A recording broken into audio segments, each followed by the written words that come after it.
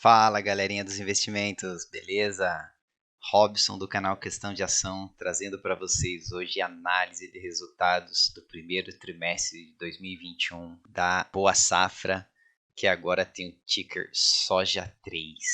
Fazendo um breve overview da empresa, é uma empresa que teve um IPO agora no final de abril, dia 29 de abril. O preço no IPO era de R$ 9,90 e aí com 2 meses de mercado, ela hoje tem o preço de R$ 15,51. Ela teve uma volatilidade bem grande, chegando aí a quase R$ 18 logo no lançamento dela, e hoje ela já está mais estabilizada, é o preço de 15,51. Bem, qual que é o business da Soja 3?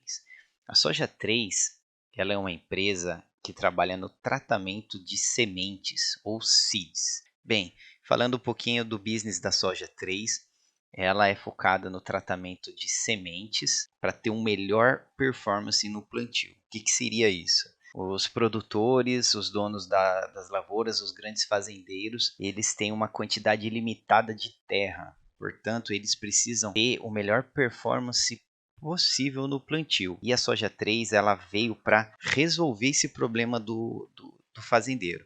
Então, ela beneficia a semente de soja. O que seria beneficiamento?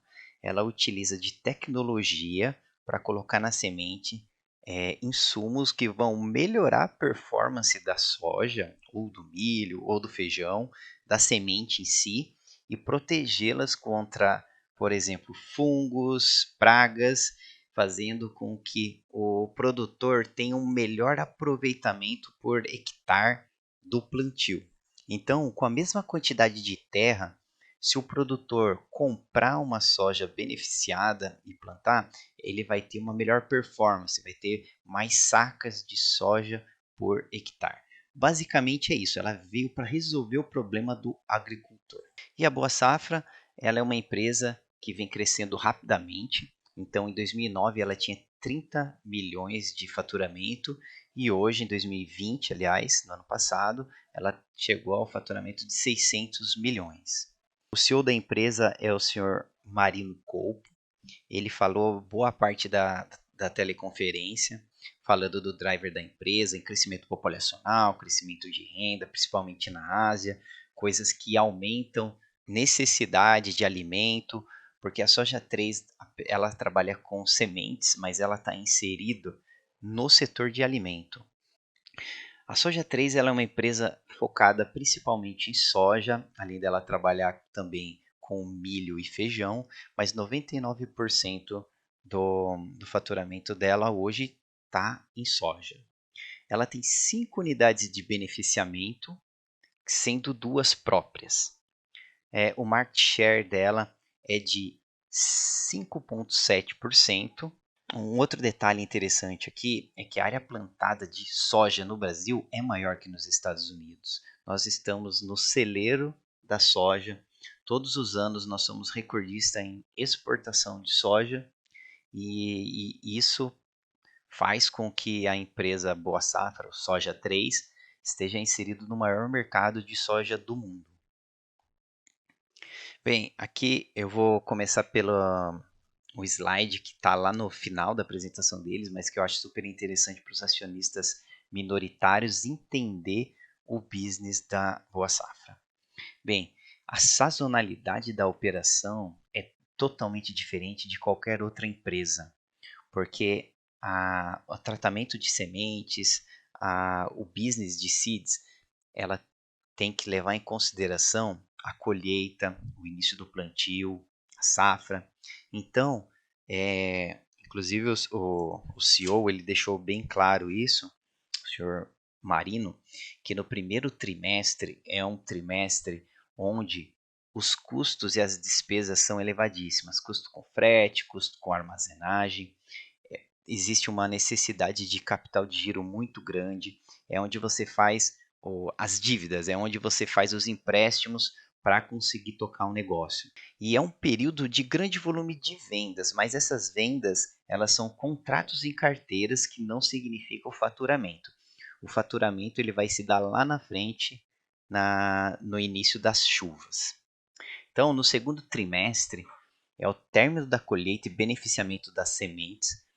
também tem uma alta necessidade de capital de giro, é o período de maior posição de estoque. Então, agora, no segundo trimestre, a gente está no período de maior posição de estoques, para quando o produtor começar a plantar, eles terem a capacidade de atendimento. E aqui a gente vai ter a utilização máxima das câmaras frias. Então, aqui é um ponto importante que também vai em linha com o que eles falaram na teleconferência, que eles precisam ter câmaras frias para armazenagem da soja ou da semente, né? E aqui no terceiro trimestre é o início do período das chuvas e o plantio. Aqui já começa a sair o faturamento e começa a aparecer a receita. É um período de forte geração de caixa e é quando eles começam a liquidação dos empréstimos. Então, aqui no quarto trimestre é o término do plantio, término dos embarques, período de forte faturamento. Aí aqui o estoque já começa a reduzir e a maior posição de caixa durante o ano. Então, olhando aqui, o que a gente entende? Que no primeiro trimestre e segundo trimestre, provavelmente a empresa vai ficar no negativo. Tanto que na apresentação, eles fazem questão de mostrar o faturamento e o resultado da empresa nos últimos 12 meses, e não comparando trimestre com trimestre. Mas a gente vai chegar lá também.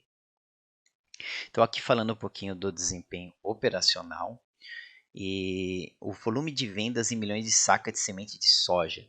Lá em 2014 era de 0,6 e em 2020 foi de 2,3. Você vê que o volume de soja vendido é zero agora, trimestre contra trimestre, porque não tem faturamento de soja. Quando a gente olha aqui em sacas de milho, foi um crescimento de 11%, mesmo não sendo o business da empresa, o core da empresa, e sacas de feijão teve um crescimento de 118%. Neste slide, eles falaram muito sobre os investimentos que estão sendo feitos nas beneficiadoras. Então, 2 depósitos refrigerados na beneficiadora de Buritis e uma terceira linha de produção. E em Cabeceiras, 2 depósitos também, com previsão para final de maio e final de junho, uma terceira linha de produção e 3 silos para resíduos. Falando um pouquinho do desempenho financeiro e aí já fazendo aquela interligação com a sazonalidade do negócio da soja 3. Então, aqui no primeiro trimestre de 2020, nós podemos ver que 127 milhões a faturar, então assim, é pedido em carteira. Se a gente comparar com o primeiro trimestre de 2021, ele praticamente cresceu em 400% o pedido em carteira. Aqui no primeiro trimestre de 2020 quase não teve faturamento e aqui a gente já teve um faturamento pequeno, mas que não ocorreu lá em 2020. Se a gente olhar os outros 3 trimestres, você vê que é uma ascendente e dezembro aí você não tem mais pedido em carteira, você só tem faturado. Então o segundo trimestre começa a melhorar um pouquinho, mas o pedido em carteira ele aumenta, é o ponto no ano onde tem mais pedido em carteira, é um contrato que depois fazendeiros, os donos das lavouras vão adquirir, então eles têm que se preparar para ter essa armazenagem de soja para atender o cliente lá na frente. No terceiro trimestre, essa pirâmide ela já se inverte, ele vai ter menos pedido em carteira, se bem que aqui ainda é bastante coisa, o que é ótimo, tá? E o faturado aqui na casa dos 305 milhões. Provavelmente esse pedido em carteira ele aparece aqui, por isso que você não tem nada, e aí começa o ano de novo. Então é sempre um ciclo que vai se repetindo. Esse faturar aqui no primeiro trimestre de 2021 é ótimo, porque você já começou com um crescimento de 400% de carteira agora em 2021. Aqui ele está mostrando o impacto na sazonalidade na receita de 2020, né?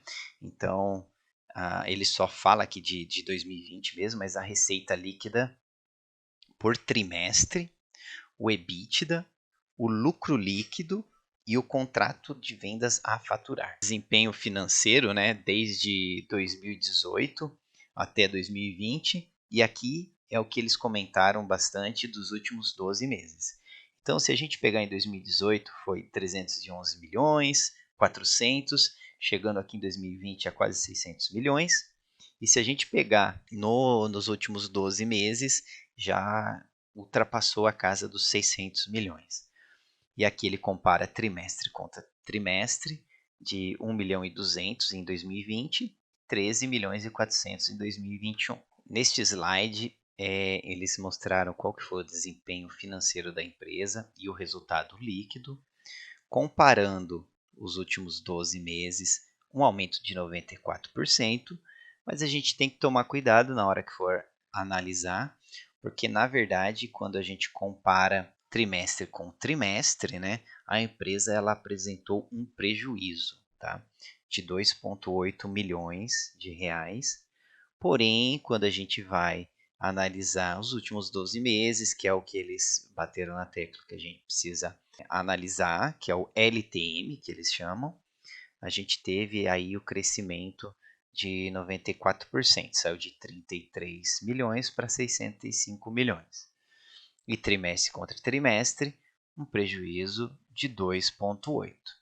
Eu acho que eles focaram bastante nesses últimos 12 meses, mas eu acredito que a sensação que eu tive na teleconferência é que eles não quiseram focar muito no prejuízo de trimestre contra trimestre, mas eu acho que os acionistas, tanto minoritário quanto majoritário, têm que ter um entendimento, e acho que aí é uma fase de amadurecimento dos acionistas e entender o business da empresa e a sazonalidade. Eu senti que na apresentação eles ficaram um pouco com receio de mostrar esse lucro líquido negativo de 2,8, mas eu acho que isso não vem ao caso. Eles podem apresentar isso claramente para o acionista e devem apresentar isso para o acionista.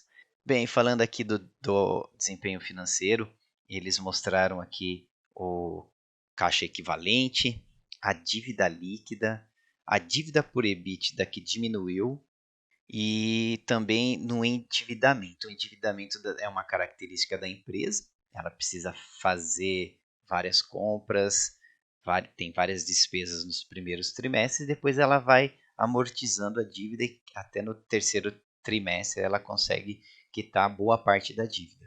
Então, se a gente olhar aqui, o total do endividamento dela é bem baixo, 212 milhões, e em menos de um ano ela pretende quitar 170, e aí a dívida fica bem pequena para os.